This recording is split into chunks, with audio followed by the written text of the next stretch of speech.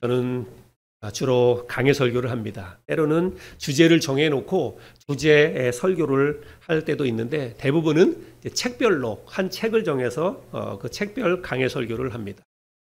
근데 제가 가끔 이런 생각을 해봐요. 내가 죽기 전에 성경책, 성경 66권을 내가 다 설교할 수 있을까? 근데 아마 현실적으로 그거는 불가능하다 이런 생각이 듭니다. 실제로 목회하시는 목사님들이 성경 66권을 다 설교하고 이렇게 돌아가시는 분이 사실은 그렇게 많지 않습니다. 내용이 워낙 방대하고 또 실제로 설교를 하다 보면 한 절 한 절 자세하게 설교를 하다 보면 분량이 많기 때문에 그렇죠. 저는 이제 책별 강해 설교를 주로 하는데 책별 강해 설교를 하면 좋은 점이 있어요. 그건 뭐냐면 내가 매 주일마다 오늘은 어떤 본문의 말씀을 설교할까 이거를 따로 고민하지 않아도 됩니다. 근데 그게 굉장히 힘든 일이거든요. 매 주일마다 내가 이번 주에는 어떤 설교를 할까, 이번 주에는 어떤 설교를 할까, 이거 정하는 게 사실은 쉽지 않아요. 그래서 본문 정하면 뭐 설교 준비 뭐 거의 반 했다 이렇게 생각하기도 하고 그렇습니다. 근데 이제 책별 강해 설교는 그냥 그 다음번 이렇게 계속 이어가니까 뭐 그런 고민은 없죠. 그런데 좋은 점만 있지 않아요. 또 안 좋은 점도 있습니다. 책별 강해 설교를 하다가 보면 때로는 이제 어떤 본문이 뭐 예를 들어서 뭐 족보 이야기가 나온다든지 뭐 누가 누구를 낳고 그런 본문의 설교가 나오면 그 본문의 설교를 어떻게 할까 이게 참 고민이 많아요. 특별히 이제 오늘 25장부터 31장까지는 성막과 성막 안에 있는 기구를 하나님이 만들라라고 하는 뭐 제사장의 의복 이런 것을 만들라라고 하는 그런 말씀을 하시는 그런 내용이에요. 그래서 이런 뭘 만들라고 하는 그런 내용인데 제가 지난주에도 얘기했지만 이제 이 본문의 말씀을 어떻게 설교를 할까 이게 참 고민이 많습니다. 왜냐하면 이런 게 오늘날 우리하고는 별로 상관이 없는 그런 내용의 말씀이잖아요. 우리가 뭐 성막을 만드는 것도 아니고 그래서 이걸 오늘날 우리에게 어떻게 적용할까 이게 참 이제 고민이 돼서 본문 말씀을 어떻게 설교를 해야 되나 이게 참 고민이 되었습니다.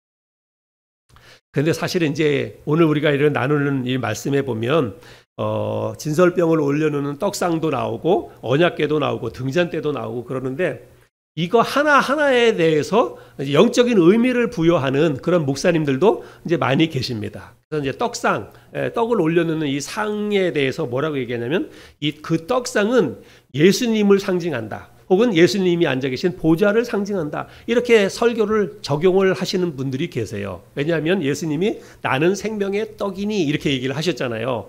그러니까 떡이기 때문에 이건 예수님이다. 이렇게 이제 갖다 이렇게 적용을 그렇게 하시는 분이 계십니다. 또 등잔대도 뭐 예수님을 이야기하기도 하고 또 우리를 향해서 너희는 세상의 빛이다. 너희는 세상의 소금이다. 그래서 우리를 향해서 너희는 세상의 빛이다라고 했기 때문에 이 등잔대는 그리스도인을 의미하는 것이다. 이렇게 또 설교를 하기도 하고 그렇습니다. 그래서 실제로 성막 안에서 떡상하고 등잔대는 서로 마주보고 있거든요. 그래서 우리 그리스도인들은 항상 예수님을 바라보는 삶을 살아야 된다. 이렇게 적용해서 이 본문의 말씀은 이제 그렇게도 영적으로 설교를 하기도 하고 그렇습니다. 물론 뭐 그렇게 할 수도 있겠는데 제가 볼 때는 그거는 너무 조금 자의적인 해석이 아닐까 그런 생각을 합니다. 그래서 그냥 있는 그대로 문자 그대로 그냥 뭐 떡상은 떡상대로 또 진설병은 등잔대는 등잔대대로 문자 그대로 일단 설명을 하는 게 낫겠다 저는 그렇게 생각을 합니다. 그래서 저는 뭐 그렇다고 해서 이런 게 우리의 실생활하고 뭐 이렇게 꼭 맞는 것이 아니기 때문에 뭐 이런 본문의 말씀은 그냥 이렇게 건너뛰어야 되나? 또 그럴 수도 없잖아요. 하나님의 성경 말씀은 모두가 다 소중하기 때문에 기록을 하신 거니까. 그래서 제가 이 본문의 말씀은 그냥 제가 있는 그대로 문자 그대로 설명하는 식으로 그게 어떻게 만들어졌는지 이런 것들을 설명하는 식으로 제가 설교를 하고 대신 그것에 관해서 제 나름대로 생각했던 교훈을 나누는 식으로 오늘 본문 말씀 또 다음 주도 그렇고 그런 식으로 말씀을 나누도록 그렇게 하겠습니다. 오늘 하나님이 만들라고 하는 그 성막 안에 두는 여러 성막의 기구들에 대해서 오늘 말씀을 살펴볼 텐데 첫 번째 살펴볼 것은 증거궤입니다. 증거궤. 근데 오늘 본문에 보면 증거궤라고 하는 그런 말은 없어요. 그런 단어는 나오지 않습니다. 그런데 왜 증거궤라고 하느냐? 그것은 16절에 있는 말씀 때문에 그렇습니다. 16절 말씀을 볼까요? 16절 내가 내게 줄 증거판을 궤 속에 둘지며. 예. 그래서 하나님이 이제 주셨던 그 증거궤, 그건 뭐냐면 언약이에요. 언약을 하나님께서 말씀하셨던 그 십계명을 기록한 두 돌판.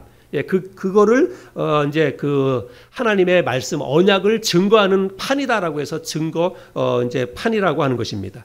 그 증거판을 보관하는 그런 궤라고 해가지고 이거를 증거궤다. 예, 그렇게 이야기를 하는 것입니다.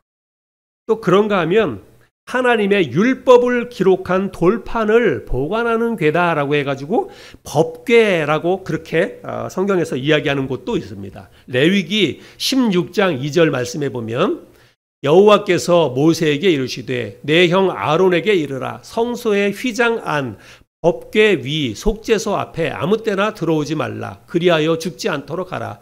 이는 내가 구름 가운데서 속죄소 위에 나타남이니라. 여기에서는 똑같은 그 증거궤를 여기서는 법궤라고 그렇게 이야기를 하고 있습니다.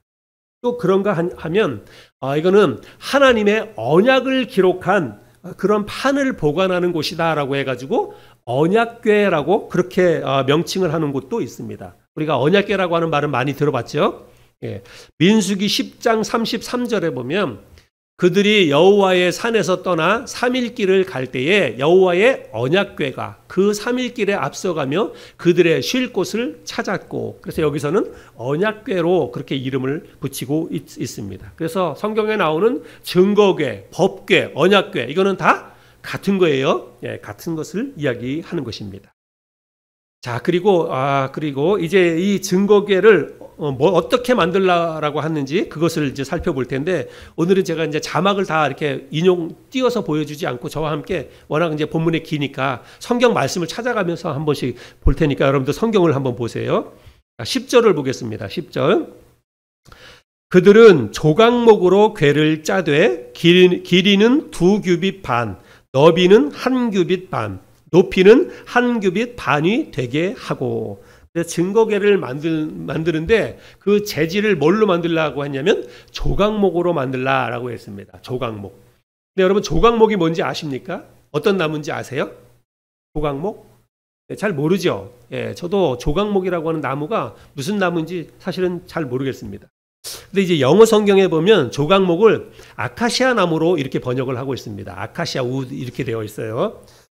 그런데 사실은 우리나라에 있는 이런 아카시아 나무 그거를 생각하면 안 돼요. 예, 그게 아니라 이 가시나무라고 해가지고 우리나라에서는 이게 이제 아카시아 나무로 이제 영어 성경에서는 그렇게 번역을 했고, 중동 지방에 있는 이 시딘 나무를 이야기하고 있습니다. 시딘 나무. 그래서 히브리 그 성경에서도 이거를 시딘 나무로 이렇게 번역을 하고 있는데, 시딘 나무는 우리 눈에는 잘 보이지 않아요. 우리가 많이 보지 않았습니다. 그렇죠? 예, 시딘 나무가 어떤 나무인지 알 수 없는데 제가 한번 보여드려 보겠습니다. 그림으로. 예, 이게 시딘 나무입니다. 저 중동 지방, 저는 사막 지방에 이렇게 많이 있는 그런 나무예요. 또 하나가 있는데 또 보여주세요. 예, 이렇게 생긴 그런 나무입니다.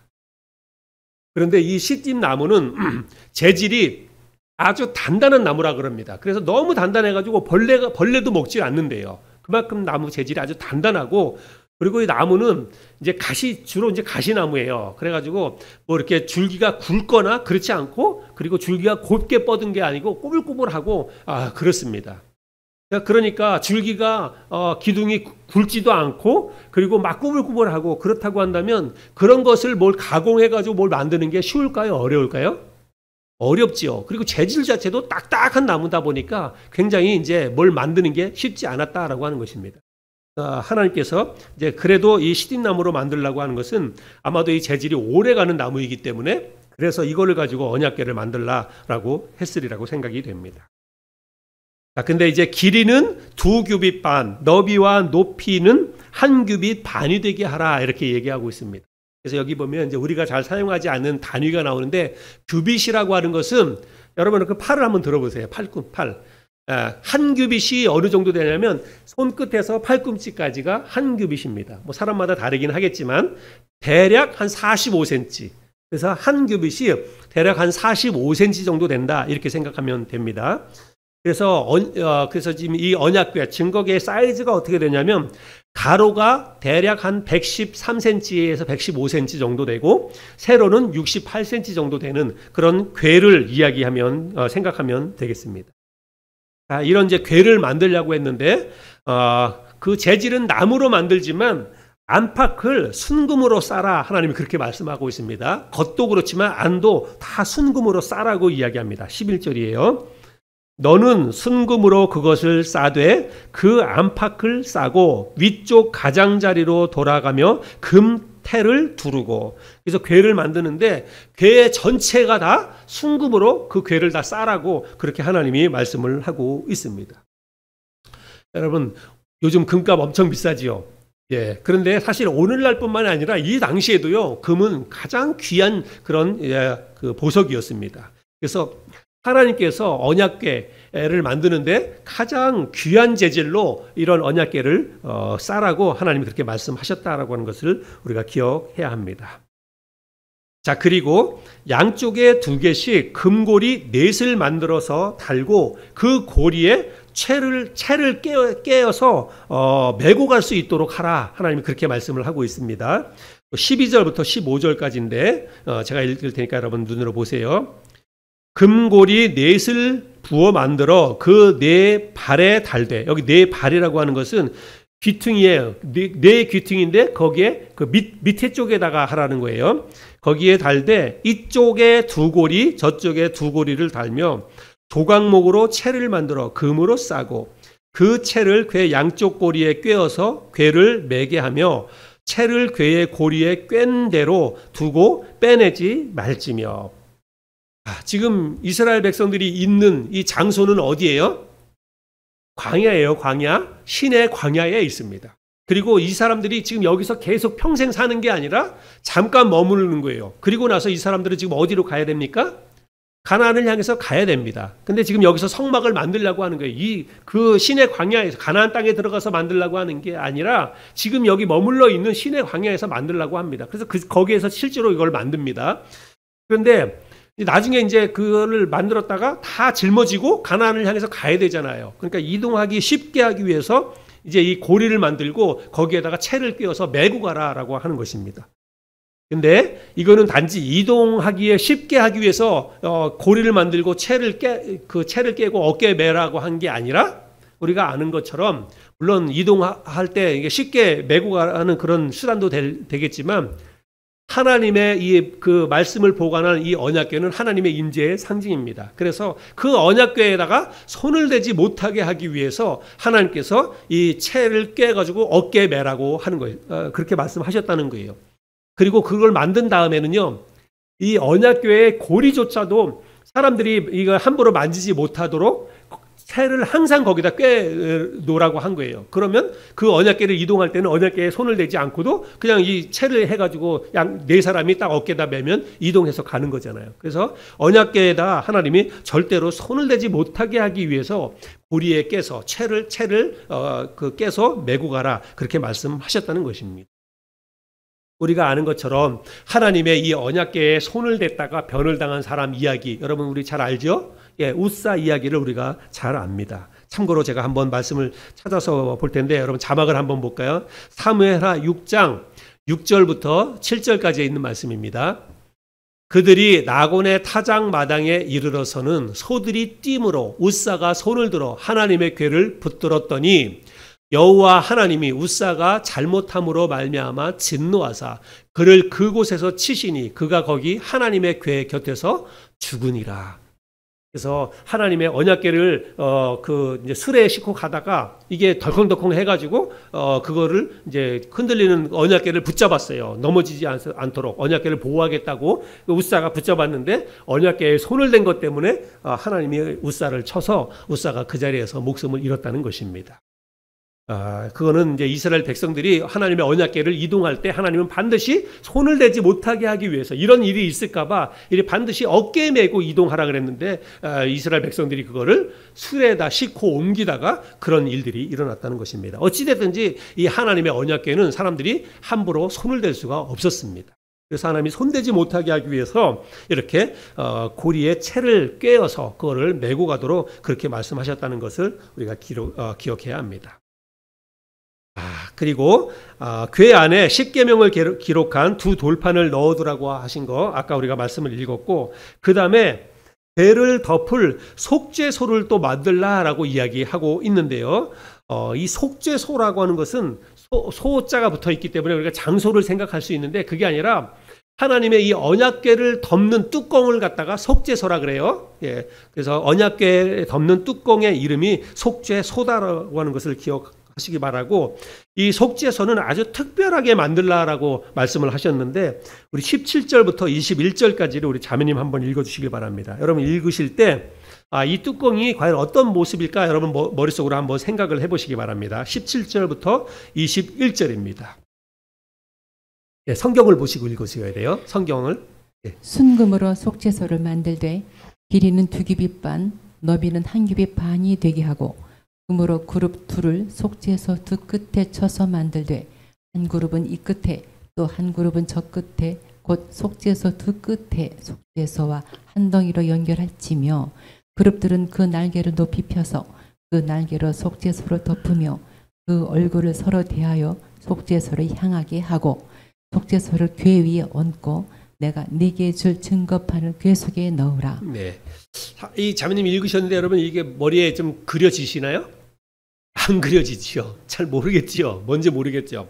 그런 데다가 또 여기 뭐 그룹 둘을 만들라 뭐 이렇게 있겠는데, 이 그룹이라고 하는 게 뭔가, 우리는 그룹하면 영어 생각이 나는데 그룹이 뭔가 이렇게 생각이 드는데, 이 그룹은 천사예요. 천사 둘을 만들라고 하는 거예요. 뚜껑이 있는데 뚜껑 양쪽에다가 천사 둘을 만들어서 서로 얼굴을 마주보게 하고, 그리고 이 천사의 날개가 있는데 날개로 그 뚜껑을 탁 덮는 모양으로 이렇게 천사 둘을 만들라라고 그렇게 하셨다는 거예요.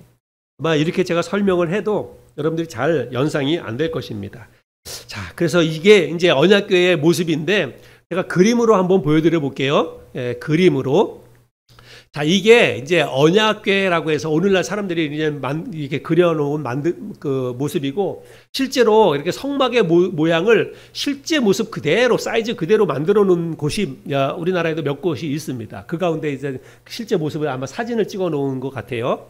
이게 속죄소 모습이고, 아까 얘기했던 두 그룹은 이제 저 위에 있는 저런 건데, 제가 볼 때는 저거보다 그룹이 클 것 같아요. 예, 전체 뚜껑을 다 덮는 모습이 아닐까 이런 생각이 드는데, 아무튼 여긴 이렇게 그렸어요. 또 하나 그림 또 하나 있는데 볼까요? 네, 여긴 또 이렇게 천사 모습이 좀 다르게 이런 모습으로 이렇게 했습니다. 근데 하여간 지금 아마 오늘날 사람들도 이제 이 성경 말씀을 보고 저런 모습으로 언약궤를 만들었는데, 이 모습에서 이제 제가 볼 때 요거에서 잘못된 점을 한번 여러분 찾아보세요. 뭐가 잘못됐나요? 네, 이 궤를 거는 이 채는 밑에 있어야 돼요. 밑에. 예, 근데 여기는 지금 위에 쪽에 있잖아요. 이거 밑에 발 쪽에 있어야 되는 게 맞는 건데, 요 그런 게 잘못됐고, 그룹 저 천사 모습도 저런 모습은 아닐 것 같은데 제가 볼 때는 아무튼 저렇게 만들었습니다. 그래도 뭐 이제 나름대로 상상해서 저렇게 만들었겠죠. 그래서 우리가 지금 살펴본 이 언약궤에 대해서는 하나님께서 이렇게 이제 이런 모습으로 만들라라고 했다는 것입니다. 근데 중요한 것은 어떤 재질로 뭐 어떻게 만드느냐, 이것보다도 더 중요한 것은 뭐냐면, 이 언약궤를 하나님이 왜 만들라라고 했느냐라고 하는 거예요. 이 언약궤는 하나님의 두 돌판을 그것에 보관하는 곳인데, 특별히 하나님께서 이 언약궤가 있는 곳에 내가 함께 그곳에 있겠다라고 말씀을 하셨습니다. 그래서 우리는 하나님의 언약궤 하면 하나님의 임재의 상징, 하나님이 계시는 곳의 상징으로 우리가 그렇게 여기는 것이죠. 자, 22절 말씀에서 하나님이 그렇게 말씀하고 있는데, 우리 22절 말씀을 같이 한번 읽어볼까요? 22절 시작.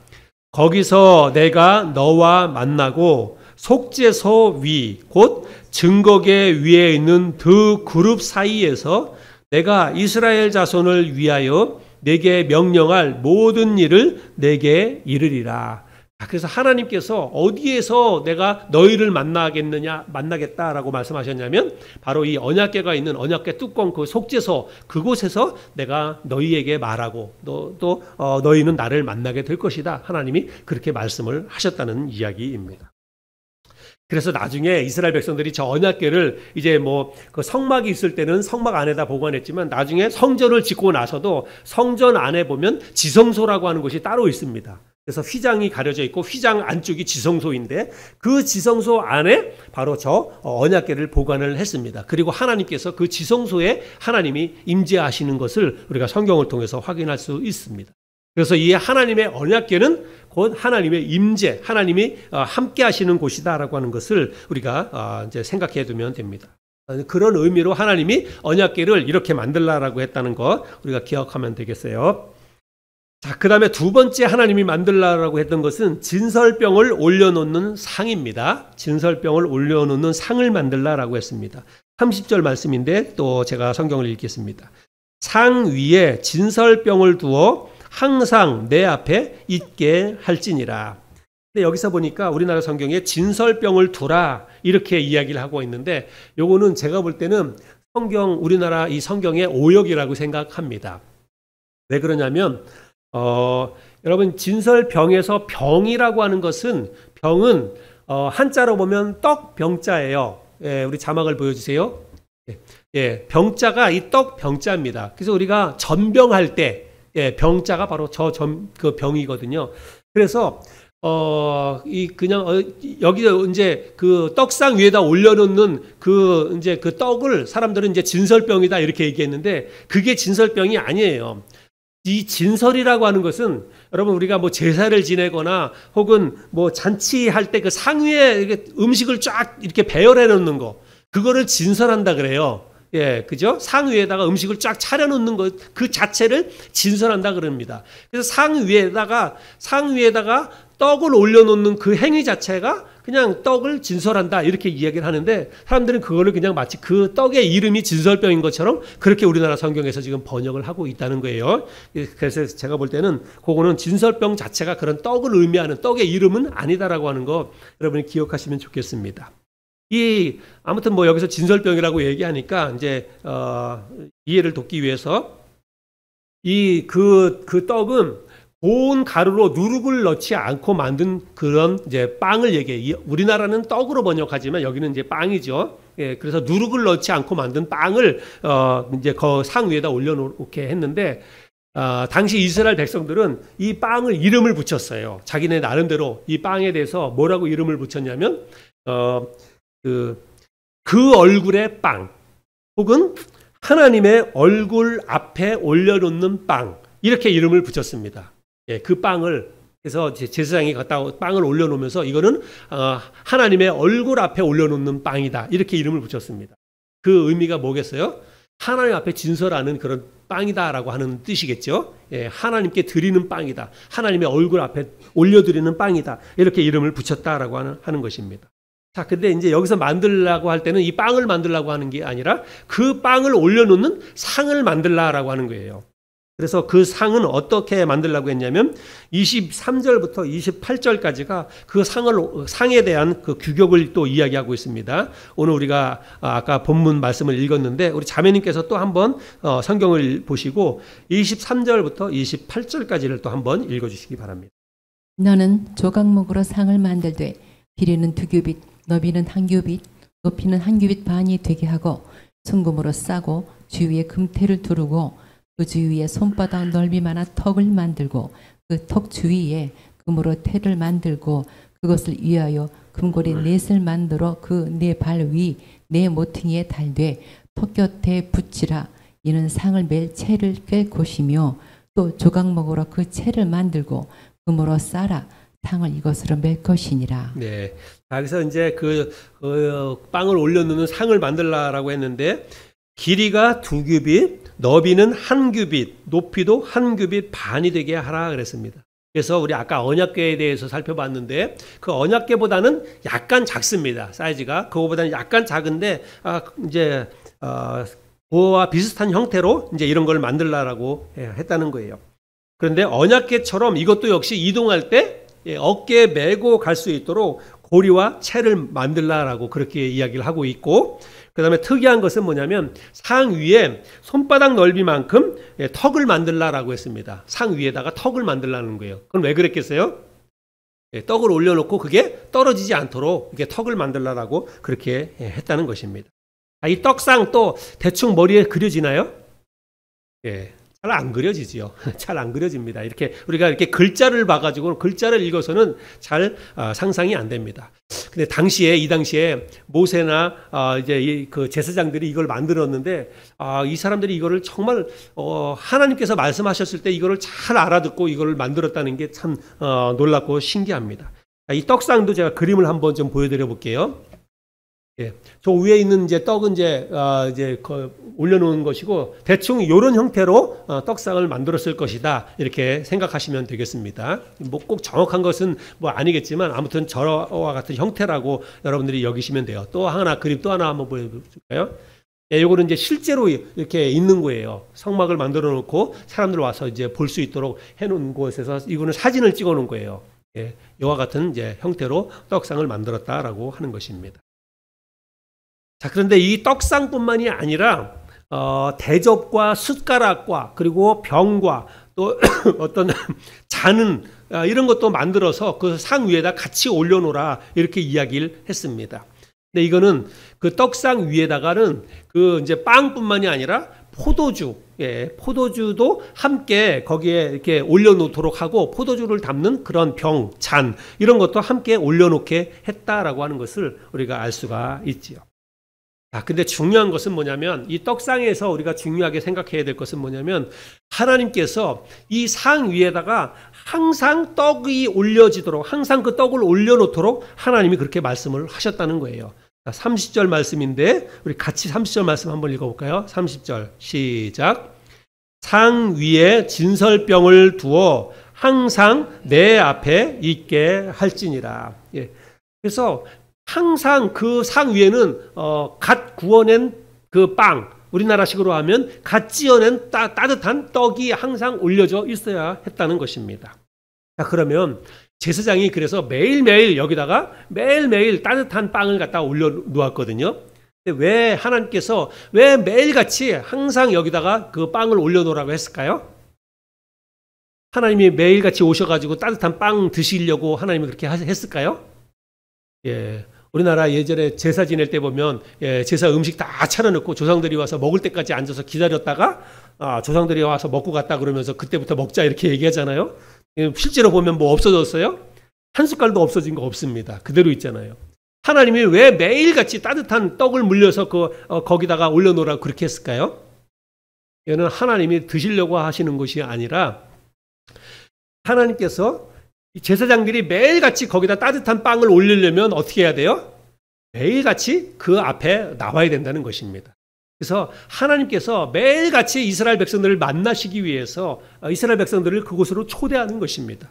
그래서 제사장들은 아침에는 떡을 갖다 올려놓고 저녁 때는 거기에 이제 등잔대에서 나오는 그 찌꺼기 이런 것들을 치우기 위해서 저녁 때도 또 한 번씩 들어가고 성막에 아침 저녁으로 제사장이 그 성막에 들어가서 하나님을 뵙는 거예요. 하나님께서 그 시간에 이스라엘 백성들을 대표해서 제사장을 만나 주시는 것입니다. 그래서 하나님께서 매일같이 항상 따뜻한 빵을 그곳에 진설하라라고 말씀하신 것은 매일같이 이스라엘 백성들을 만나 주시기 위해서 그렇게 하셨다라고 하는 것을 우리가 잊으면 안 됩니다. 이렇게 해서 떡상에 관한 것을 우리가 살펴보았고 이제 마지막 만들라고 하신 것은 등잔대와 또 몇 가지 기구들에 대해서 하나님이 어떻게 만들라라고 하는 말씀이 기록되어져 있습니다. 자, 우리 이 말씀도 성경을 보시고 우리 자매님이 한번 읽어주시기 바랍니다. 먼저 31절부터 37절까지 말씀을 읽어주시기 바랍니다. 너는 순금으로 등잔대를 쳐 만들되 그 밑판과 줄기와 잔과 꽃받침과 꽃을 한 덩이로 연결하고 가지 6을 등잔대 곁에서 나오게 하되 다른 3가지는 이쪽으로 나오고 다른 3가지는 저쪽으로 나오게 하며 이쪽 가지에 살구꽃 형상의 잔셋과 꽃받침과 꽃이 있게 하고 저쪽 가지에도 살구꽃 형상의 잔셋과 꽃받침과 꽃이 있게 하여 등잔대에서 나온 가지 6을 갖게 할지며 등잔대 줄기에는 살구꽃 형상의 잔넷과 꽃받침과 꽃이 있게 하고 등잔대에서 나온 6을 위하여 꽃받침이 있게 하되 2가지 아래에 한 꽃받침이 있어 줄기와 연결하며 또 두 가지 아래에 한 꽃받침이 있어 줄기와 연결하며 또 두 가지 아래에 한 꽃받침이 있어 줄기와 연결하게 하고 그 꽃받침과 가지를 줄기와 연결하여 전부를 순금으로 쳐 만들고 등잔 7겹을 만들어 그 위에 두어 앞을 비추게 하며. 네. 여러분, 만약에 하나님이 오늘 저와 여러분에게 이걸 이렇게 지금 읽었던 대로 이렇게 만들라라고 하고 재료를 알아서 다 주고 우리 보러 이렇게 만들라고 하면 여러분, 우리 이거 잘 만들 수 있을까요? 이거 해석하는 것도 참 어려울 것 같아요. 도대체 이걸 뭐 어떻게 만들려고 하는 걸까? 굉장히 어려울 것 같습니다. 아마 그래서 이 당시에도 모세도 하나님으로부터 이런 말씀을 들었을 때에 하나님이 뭐 그림을 그려가지고 요대로 만들어라 그러면 좋을 텐데 그게 아니라 그냥 설명만 쭉 이렇게 만들어라 라고 말씀하시고 이제 그러면 모세가 어떻게 했겠어요? 모세가 아마 아론과 제사장들을 모아놓고 하나님이 이렇게 만들라고 했는데 이게 도대체 뭔가 아마 많이 연구하고 논의하고 막 그렇게 했을 거예요. 그래서 이제 그렇게 해가지고 아마 이거를 등잔대를 만들지 않았을까 이런 생각이 듭니다. 등잔대뿐만이 아니라 그 다음에 보면 38절부터 40절에 보면 그 불집게와 불똥 그릇도 순금으로 만들지니 등잔대와 이 모든 기구를 순금 한 달란트로 만들되 너는 삼가 이 산에서 내게 보인 양식대로 할지니라. 그래서 불집게도 만들고 그 불똥 그릇을 이제 뭐 찌꺼기를 담을 그 그릇 이것도 만들라라고 하나님이 그렇게 말씀을 하셨습니다. 이렇게 우리가 살펴본 것처럼 읽으면 굉장히 복잡합니다. 도대체 뭘 어떻게 만들려고 하는 걸까? 이게 잘 이해도 안 되고, 그런데, 제가 이것도 이제 그림으로 한번 또 보여드려 볼게요. 그래서 아마 이제 사람들이 대충 이런 게 아닐까라고 해가지고 만든 형식이 이와 같은 형식입니다. 그래서 등잔. 그래서 이제, 저기다 오늘날 같으면 우리가 뭐 결혼식 예식장 할 때 이런 거 우리가 많이 봤잖아요. 저기에 우리나라 요즘 같으면 뭐 저기에 전구가 있어가지고 불이 다 들어오는데 저 당시에는 거기에 이제 이렇게 기름을 담을 만한 이제 등잔 그게 또 있는 거예요. 거기다가 이제 이렇게 불을 피울 수 있도록 그렇게 만들었다는 것입니다. 근데 저 중간에 이렇게 보면 이게 꽃 모양들이 있는데 저거를 이제 살구꽃 모양으로 만들라 그렇게 얘기를 했다는 거예요. 근데 이거 살구꽃도 우리나라 번역본에서는 이제 살구꽃이라고 이렇게 번역을 했고 또 어떤 성경에서는 감복숭아 이렇게 번역을 했는데 사실은 살구꽃이 아니라 영어 성경에 보면 아몬드 플라워 이렇게 되어 있습니다. 아몬드꽃. 예, 우리는 아몬드꽃을 본 적이 별로 없죠. 예, 아몬드꽃이 어떻게 생겼나 잘 모릅니다. 근데 아무튼 예, 아몬드꽃 형태로 만들라라고 했다는 거예요. 이 아몬드꽃이라고 하는 게 그 아몬드 꽃의 이 히브리 말이 샤케드라고 하는 단어가 쓰였습니다. 샤케드로 만들라, 샤케드 꽃 형태로 만들라 그렇게 했다는 것인데 샤케드라고 하는 이 말의 뜻이 뭐냐면 경계하다 혹은 밤새 지키다 그런 뜻을 가지고 있답니다. 예.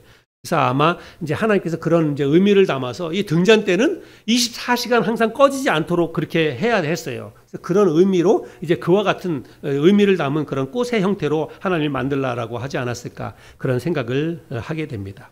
그래서 실제로 이제 제사장의 중요한 임무 가운데 하나는 이 등잔대에 불이 꺼지지 않도록 이렇게 관리하는 것입니다. 오늘날 같으면 뭐 전기만 꽂아 놓으면 뭐 아무 걱정이 없겠지만 그 당시엔 그게 아니잖아요. 그래서 계속 기름을 갖다가 적당하게 기름을 맞춰야 되고 찌꺼기가 나오면 다 빼줘야 되고 이제 그렇게 해야만 불이 안 꺼지는 거죠. 그것을 제사장이 이제 그렇게 할 수 있도록 했다는 것입니다. 그런데 이 말씀에서 보면 불집게와 불똥을 담는 그런 그릇도 만들려고 했는데 그 불집게와 그리고 불찌꺼기를 담는 그런 그릇도 뭘로 만들려고 했습니까? 예, 이것도 역시 순금으로 만들라라고 했다는 것입니다. 그래서 하나님이 만들라라고 했던 이런 모든 기구를 우리가 다 살펴봤는데 모든 것을 다 순금으로 뭐 전체를 다 순금으로 만들라고 하는 것은 아니고 순금으로 다 싸라는 거예요. 예, 똑같이 순금으로 싸라고 말씀하셨습니다. 이런 것을 통해서 볼 때 성막 안에 있는 기구는 하나하나가 다 하나님이 볼 때는 다 똑같이 소중하다라고 하는 것을 우리가 생각해 볼 수 있습니다. 자, 이것이 이제 오늘 우리가 만들려고 했던 여러 가지 성막의 기구들에 관한 그런 말씀이었습니다. 저는 이제 이 말씀을 통해서 우리가 생각해 볼 교훈이 뭘까 제 나름대로 생각했던 이런 교훈들을 이 시간에 잠깐 좀 나눠보기를 원합니다. 오늘 우리가 살펴본 것은 성막 안에 있는 여러 기구들이지요. 하나님이 성막과 그 안에 있는 기구를 만들라고 하신 것은 백성들이 그곳에서 하나님께 제사를 드리고 또 하나님은 그곳에서 백성들을 만나고 또 백성들에게 하실 말씀들을 하시기 위해서 이런 기구들을 하나님이 만들라라고 하셨다는 거예요. 자, 그러면 이것이 오늘날 우리에게는 이제 어떻게 적용해 볼 수 있냐면 이스라엘 백성들이 성막을 만들고 여기 성막의 기구들을 만들고 그리고 그 기구들을 만들고 나서 나중에 그곳에 가서 하나님 앞에 제사를 드리고 또 하나님 앞에 이렇게 예물을 드리고 그러는데 그게 오늘날 우리에게 적용해 본다면 이게 뭐 하는 거예요? 우리가 하나님 앞에 나와서 하나님을 예배하는 곳입니다. 그리고 그 성막은 뭐예요?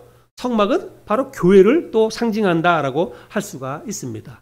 그래서 이거는 하나님께서 우리 이 땅에 있는 교회와 또 교회를 이루고 있는 교회 성도들 한 사람 한 사람을 향한 그런 하나님의 말씀이다라고 하는 것을 우리가 그렇게 적용을 해 볼 수가 있다라고 하는 것입니다. 성막 안에 여러 기구가 있잖아요. 오늘 우리가 크게 보면 이제 세 가지를 살펴보았는데 언약궤, 이 언약궤의 용도는 무엇이었습니까? 하나님의 말씀, 계명을 보관하는 그 돌판을 보관하는 용도로 쓰인 것이 언약궤이지요. 그 다음에 이 진설병을 올려놓는 떡상, 그것의 용도는 뭐냐면 말 그대로 하나님 앞에 바쳐지는 예물, 그 제물, 떡을 올려놓는 그런 용도로 이런 떡상이 필요했습니다. 그리고 등잔 때는 성막 안을 그야말로 24시간 내내 환하게 밝게 비추도록 하는 그런 용도로 등잔대가 이제 사용이 된 것입니다. 각각의 용도가 같아요, 달라요? 각각의 용도는 다 다릅니다. 각각의 용도는 다 다르지만 그들의 존재의 목적은 다 뭐예요? 다 같아요. 뭐 하는 거예요? 하나님을 예배하는 것입니다. 하나님을 예배하는 목적으로 그것이 하나하나가 다 필요했기 때문에 하나님께서 각각의 이런 기구들을 만들라라고 했다는 것입니다. 여러분, 교회 안에도 여러 다양한 성도들이 있습니다. 성막 안에 다양한 이런 성막의 기구들이 있었던 것처럼 오늘날 교회 안에도 다양한 성도들이 있습니다. 저 안에 있는 우리 어린 제우로부터 시작해서 우리 연세 드신 모매님에 이르기까지 교회 안에 여러 성도들이 있습니다. 또 하는 역할도 각각 다 다릅니다.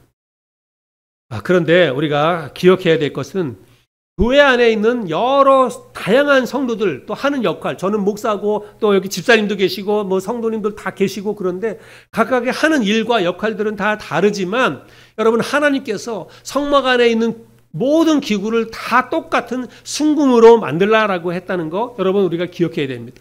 그래서 교회 안에 있는 성도들은 모양도 다르고 생각도 다르고 하는 일도 다르고 뭐 직분도 다르고 다 다르지만 하나님이 보실 때는 다 뭐예요?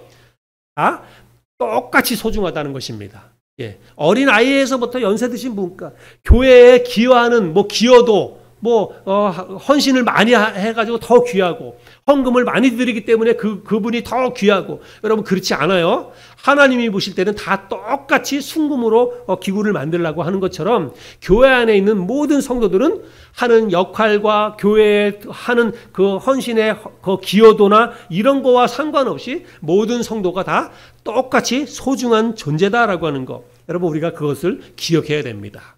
예, 절대로 잊지 말아야 됩니다. 성막 안에 있는 기구를 하나님께서 만들 때 똑같이 똑같은 순금으로 만들라고 하는 것처럼 교회 안에 있는 성도들이 그와 같이 다 똑같다라고 하는 것을 우리가 기억해야 됩니다. 그런데 사실은 우리가 이런 걸 이론적으로는 잘 알지만 실제로는 그렇지 않는 모습들이 교회 안에 사실은 많이 보입니다. 그래서 교회 안에서도 직분이나 역할에 따라서 사람들이 사실은 차별을 하면 안 되는데 차별하기도 하고 차별 대우를 받기도 하고 이런 것들을 우리가 볼 수가 있습니다. 그냥 우리는 교회 안에 내가 하늘소망 교회에 속한 하늘소망 교회 성도라고 하는 것 그 자체 하나만 가지고 우리는 똑같이 존중받아야 되는 똑같이 소중한 사람이다라고 하는 거예요. 우리가 이것을 기억하고 교회 안에 있는 모든 성도는 다 똑같이 소중한 사람이다. 그런 인식을 가지고 똑같이 대우할 수 있어야 됩니다. 근데 실제로는 교회 안에서 그렇지 않은 대접들이 이루어지고 있기 때문에 이게 사실은 조금 문제가 된다라고 하는 것이죠. 제가 지난 주간에 한 분하고 전화 통화를 했는데 제가 언젠가도 아마 오늘 이제 이 설교도 어쩌면 이 자매님이 나중에 또 들을 수 있으리라고 생각이 되는데 제가 언젠가 제주도에 여행 갔다가 제주도에서 한 분은 만나서 또 복음을 전해서 예수 믿고 그 다음에 제가 계속 이제 큐티 말씀도 전해주고 있는 자매님이 있다고 말씀을 드렸잖아요. 근데 지난주에 이제 그 자매님하고 통화를 하게 됐는데 제가 자세하게 가정 이야기를 다 할 수는 없지만 이 자매님의 이제 큰 따님이 계시는데 이 따님이 굉장히 지금 어려운 문제가 생겼습니다. 저도 몰랐는데 이 자매님이 저한테 기도 부탁을 하면서 이제 알게 되었어요. 그래서 그 따님의 이 문제는 너무 사실은 심각한 가정의 굉장히 심각한 문제입니다. 결혼해가지고 두 아들을 두고 있는 그런 가정인데 가정 자체가 좀 흔들릴 만한 굉장히 힘들고 어려운 문제예요. 그것 때문에 이 자매님 너무너무 힘들고 괴로운 시간들을 보냈다고 합니다. 그래서 그래가지고 이 자매님 이제 믿음이 생기고 그래서 그 문제 때문에 그 자매님이 출석하고 있는 교회가 제주도에서도 좀 큰 교회인 것 같아요. 그래서 출석하고 있는 교회에 담당 담임 목사님은 만나는 거 얼굴 보는 것도 사실은 힘들고 그래서 담당 이제 전도사님에게 이제 우리 집에 와가지고 신방 좀 해달라. 그래서 기도 부탁도 하고 그렇게 했는데 알겠다라고 얘기하고 안 왔다는 거예요.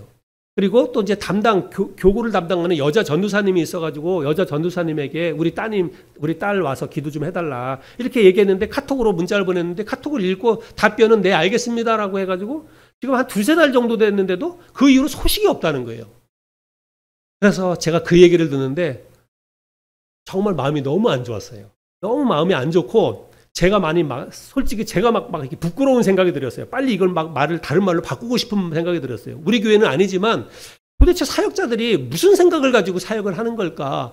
교회 목사나 사역자나 전도사들이 아니 한 가정이 흔들릴 만한 가정이 지금 사느냐 죽느냐 이런 문제가 생겨 있는 그런 심각한 문제를 두고 기도 부탁을 하고 신방을 요청을 하는데 여러분 그보다 더 급한 문제가 어디 있다고 그 문제를 그냥 덮어두고 있는 걸까? 너무 답답하고 안타까웠습니다. 제가 그 자매님한테 그 얘기를 듣고요. 제가 그냥 바로 오늘이라도 달려가고 싶었어요. 그래서 제가 실제로 자매님 제가 내일이라도 제가 제주도 갈 테니까 제가 그 따님 한번 좀 만나보고 싶습니다.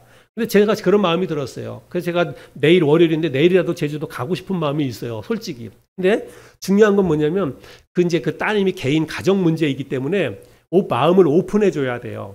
그래서 제가 가도 좋다라고 하는 와서 한번 이야기해 보겠다. 그런 이제 사인이 있어야 제가 가는 거거든요. 그래서 제가 그 자매님에게 따님하고 잘 이야기해 가지고 목사님 이제 용인에서 이제 저는 알고 있어요. 그 따님도 알고 있어요. 저에 대해서 엄마가 얘기했기 때문에. 목사님이 널 위해서 와서 기도해 주길 원한다. 너희 가정을 위해서 와서 기도해 주길 원하는데 한번 좀 만나볼래? 이렇게 이야기를 해보라 그랬어요. 그래서 만약에 그 딸이 오케이 하면 언제든지 저한테 얘기하라고 제가 바로 달려가겠다고. 저는 너무 안타까워요. 이거는 그 가정은 진짜 예수 믿는 것밖에는 답이 없어요. 그 따님이 예수 믿어야 이 문제가 해결되는 거거든요. 그래서 정말 너무너무 급하고 간절합니다. 어린 아들들에게도 이게 영향이 미쳐지고 있기 때문에 가정적으로 그 딸이 변화가 돼야 돼요. 그래서 안타까운데 왜 교회에서 이런 문제를 이렇게 중요한 문제인데 심각하게 받아들이지 않고 급하게 이 문제를 다루지 않을까 너무너무 안타까운 마음이 들었습니다. 여러분 교회는 학벌이나 지위나 경제적인 능력이나 교회의 공헌도나 이거와 상관없이 교회 안에 있는 모든 성도는 다 똑같이 소중합니다. 다 똑같이 존중받아야 합니다. 하나님의 입장에서 보자면 모두가 다 소중한 순금으로 싼 그런 귀한 존재다라고 하는 것입니다.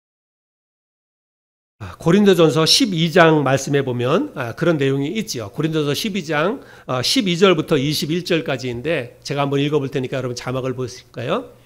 몸은 하나인데 많은 지체가 있고 몸의 지체가 많으나 한 몸인과 같이 그리스도도 그러하니라. 우리가 유대인이나 헬라인이나 종이나 자유인이나 다 한 성령으로 침례를 받아 한 몸이 되었고 또 다 한 성령을 마시게 하셨느니라. 몸은 한 지체뿐 아니요 여럿이니 만일 발이 이르되 나는 손이 아니니 몸에 붙지 아니하였다 할지라도 이로써 몸에 붙지 아니한 것이 아니요 또 귀가 이르되 나는 눈이 아니니 몸에 붙지 아니하였다 할지라도 이로써 몸에 붙지 아니한 것이 아니니 만일 온 몸이 눈이면 듣는 곳은 어디며 온 몸이 듣는 곳이면 냄새 맡는 곳은 어디냐. 그러나 이제 하나님이 그 원하시는 대로 지체를 각각 몸에 두셨으니 만일 다 한 지체뿐이면 몸은 어디냐.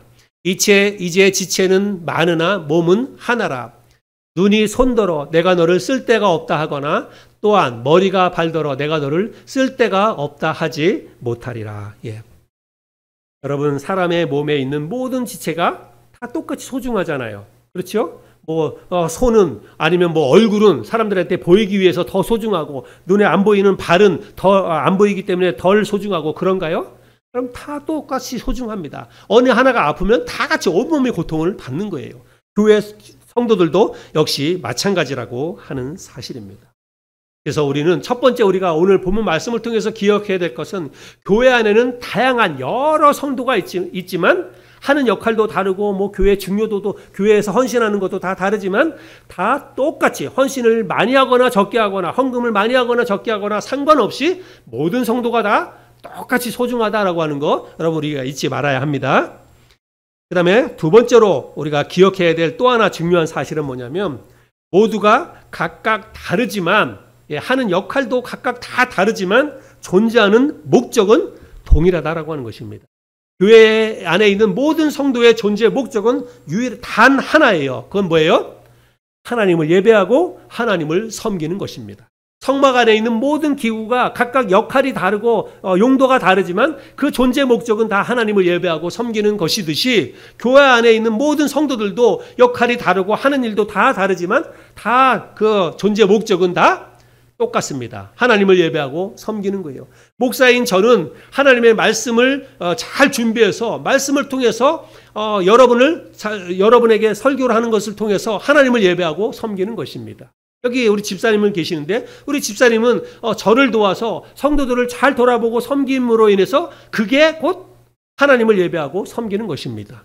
피아노 반주자는 피아노 반주를 잘 해가지고 피아노 반주를 잘하는 것을 통해서 하나님을 예배하고 섬기는 것이고 주방에서 음식을 만드는 분은 음식을 잘 준비해가지고 그 음식을 통해서 물론 우리를 대접하는 것이지만 여러분 성도를 대접하는 것이라고만 생각하면 안 됩니다. 성도를 잘 섬기는 것이 곧 하나님을 예배하고 하나님을 섬기는 거예요. 교회 안에서 우리가 하는 모든 것들은 사람을 섬기고 사람의 편의를 위해서 사람에게 잘 보이기 위해서 하는 것이 아니라 사람을 섬기는 것을 통해서 그것이 곧 하나님을 예배하고 하나님을 섬기는 것이라는 사실입니다. 그래서 우리가 교회 안에서 각자 역할이 다르고 하는 일들이 다 다르지만 우리가 존재하는 목적은 유일하게 하나님을 예배하고 하나님을 섬기는 것이다 라고 하는 것을 절대로 잊으면 안 되겠습니다. 오늘 우리는 성막 안에 들여놓을 몇 가지 기구를 만들라고 하신 이 하나님의 말씀을 살펴보았습니다. 오늘 우리가 살펴본 것처럼 성막 안에는 다양한 기구들이 있습니다. 그런데 하나님은 그 다양한 기구들을 다 순금으로 만들라라고 했다는 것입니다. 똑같이 소중하다는 거예요. 교회 안에도 다양한 성도들이 있지만 모두가 다 소중한 하나님의 자녀들입니다. 우리가 그런 마음을 가지고 모두를 다 똑같이 소중하게 여길 수 있는 우리들이 될 수 있기를 바라고 교회 안에 있는 성도들이 각자 역할이 다 다르지만 우리가 내가 존재하는 목적, 내가 이 하늘소망교회에 출석하고 하늘소망교회에 존재하는 목적은 하목사 잘 되기 위해서 하목사를 돕기 위한 것이 아니라 목사를 돕고 섬기는 것이 곧 하나님을 예배하고 섬기는 것입니다. 우리 성도 한 사람 한 사람을 돕고 섬기는 것이 곧 하나님을 예배하고 하나님을 섬기는 것입니다. 우리가 이 하늘소망교회에 함께 출석하면서 함께 신앙생활하는 것은 하나님을 예배하고 하나님을 섬기는 것이다. 그런 목적으로 우리가 이곳에 함께하는 것이다라고 하는 사실을 우리가 잊지 말고 하나님을 더 열심히 잘 섬기고 예배하는 저와 여러분 모두가 될 수 있기를 바랍니다.